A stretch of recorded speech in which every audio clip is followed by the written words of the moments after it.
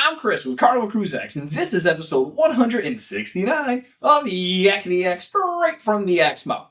John Heald, Carnival Cruise Line's brand ambassador, will post on his Facebook page where you can ask him questions. He answers the questions. We read all of them, so you don't have to. And we take the cool, the funny, the weird, the lies, the myths, and we put them here for you. So in today's episode, we're talking about, can I bring my own floaty to Celebration Key?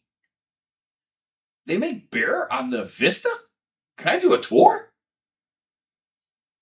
Does the Bubbles package include Shirley Temples?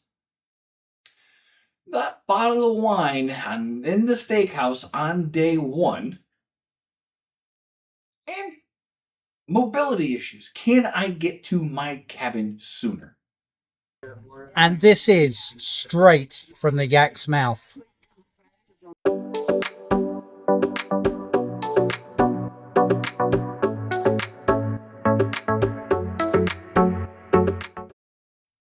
Alright, question one. This cruiser wants to know if they could bring a small deflated blow-up on the ship in its original packaging so they can use it for the day at Celebration Key. John said, yes, you absolutely can bring flotation devices, but they can only be used in port. So not just Celebration Key, pretty much any port they go to, you can bring them. You just can't use them on the ship, period. Which is pretty a good idea, because I think it's like 10 or 15 bucks to rent a pool noodle for a day at Celebration Key. I'm not packing a pool noodle, but I don't know. 10 bucks for a pool noodle? Anyway. Question two. This cruiser saw that they make beer on the Carnival Vista, and they wanted to know if they do tours.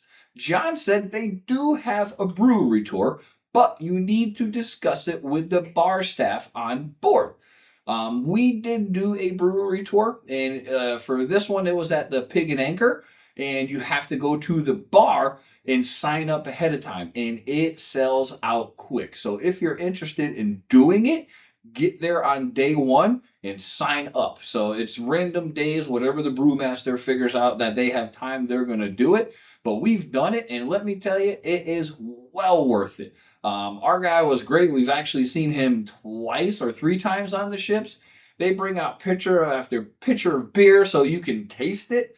Yeah, it's well worth it. I encourage you to absolutely do it. So if you like to do a brewery tour, get there early, book your spot very early because they sell out. Speaking of like, if you like what you see and you enjoy cruising content, please like and subscribe. We would greatly appreciate that.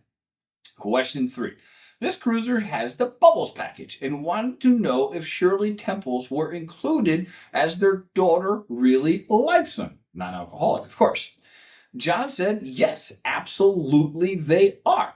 Liz herself does like a Shirley Temple with vodka, not a virgin one. So she needs the Cheers package, not the Bubbles package.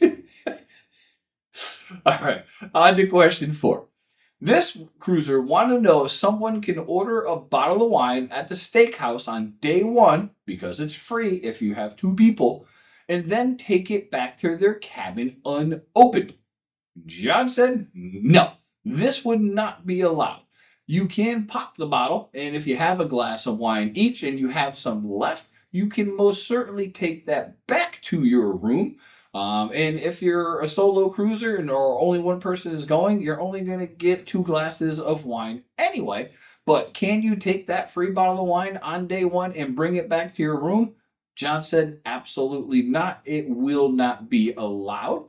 But yeah, so no, you can't. You have to drink it there. You can just take a glass and take the rest home. That was me. All right, last question. This cruiser wanted to know if a guest has mobility issues, does the getting into your room at 1:30 p.m. still apply to them? John said yes.